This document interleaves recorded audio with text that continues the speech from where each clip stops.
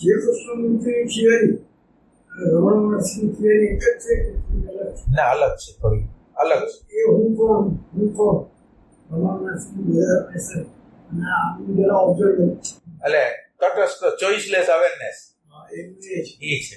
ના, એટલે આમ અલગ છે, બે અલગ છે. આમાં શું કરવાનું હું કોણ? ના, એટલે તમારો પ્રશ્ન બહુ વ્યાજબી છે.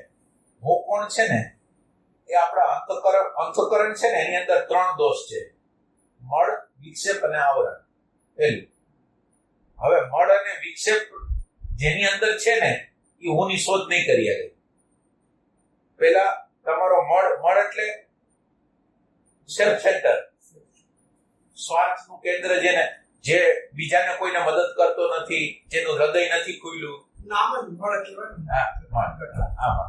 એટલે જે પેલા તમારે સાધનાનો પેલો પાયો છે હૃદયને ખોલવું. તમે જ્યાં હો, જે જગ્યાએ હો, ત્યાં બીજાને મદદ કરો, બીજાને હેલ્પ કરો, બીજાની કેર કરો, બીજાનું રિસ્પેક્ટ કરો.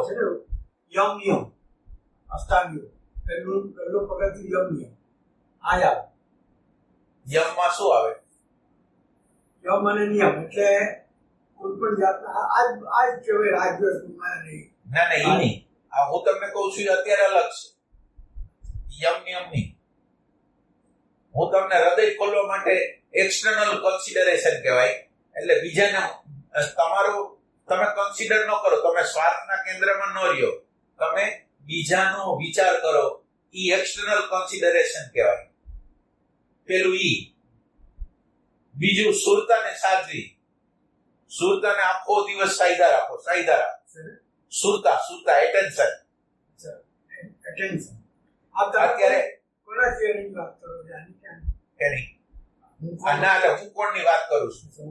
હું કોણને તમે ત્યારે અડી શકશો કે જ્યારે તમારું હૃદય ભાવથી ખુલી ગયું છે, એક્સટર્નલ કન્સિડરેશન કરો છો, પ્લસ સુરતા તમારી સાથે, તમે આખો દિવસ એટેન્શન, એટલે તમને મન નથી લઈ જતું, મનને તમે દોરો છો, એટેન્શન માં રહ્યો છો. એટેન્શનમાં શું છે? એટલે કેન્દ્ર તમને કીધું ને, માનો કે એટેન્શન ની અંદર તમે કેન્દ્ર બનાવો, તમારે કેન્દ્રમાં રહેવાનું. એટલે તમારી સુરતા તમારા હાથમાં હોય. એટલે તમને વિચાર ક્યાંય ન લઈ જાય. તમે દિશા આપતા હો કે હાલો શ્વાસમાં રહેવું છે, હાલો કોઈ વસ્તુ. હા. એટલે આ બે વસ્તુ બરાબર થઈ ગઈ હોય, પરિપાક થઈ ગઈ હોય, એટલે આ જે અંદરની આ સુરતાને સાધવાનો અભ્યાસ તમને ઠેઠ આનંદની સમાધિ લગીને લઈ જાય. આનંદની સમાધિ લગીને લઈ જાય, સવિકલ્પ સમાધિ લગીને લઈ જાય. અને પછી હું કોણનો પ્રશ્ન પછી થશે, એ પહેલા નહીં થાય. પછી દરવાજો.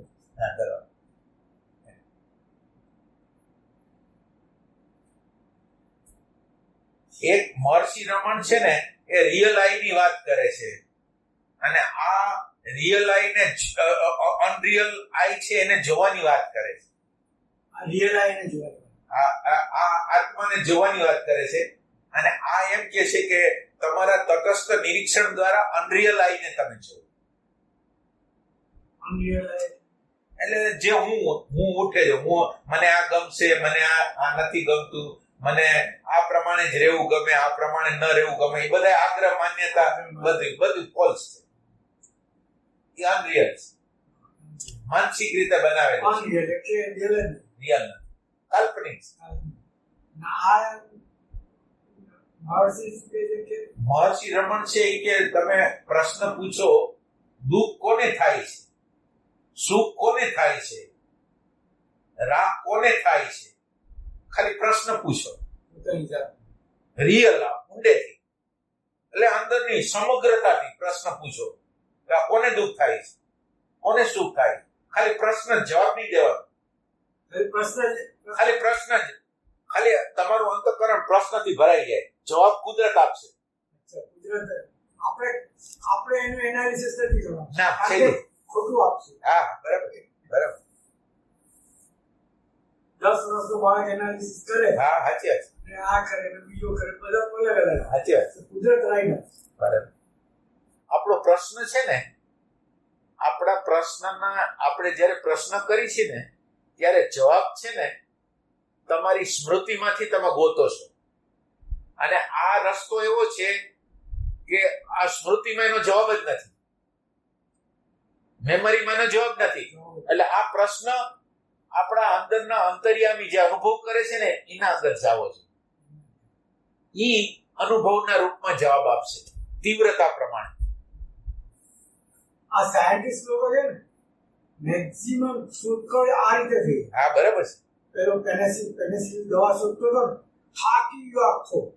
હવે એને હવે જે વસ્તુ જે કર્યો જેની તીવ્રતા ને કુદરત એને આપે.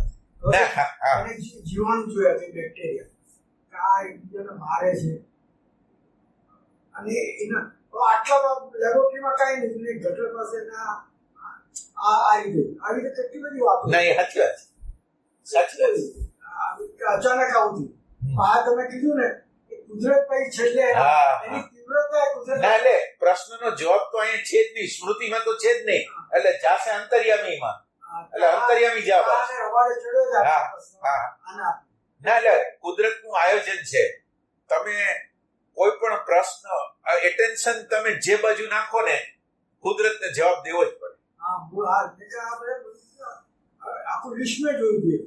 આને અચાનક આવી. હા, આ કુદરત એને આપે. હા, સાચી વાત છે. આ એક વસ્તુ છે કે એની તીવ્રતા એમાં બહુ આપ્યું હોય. હા, એમ જ ટાઈમ પાસ. હા, બરાબર.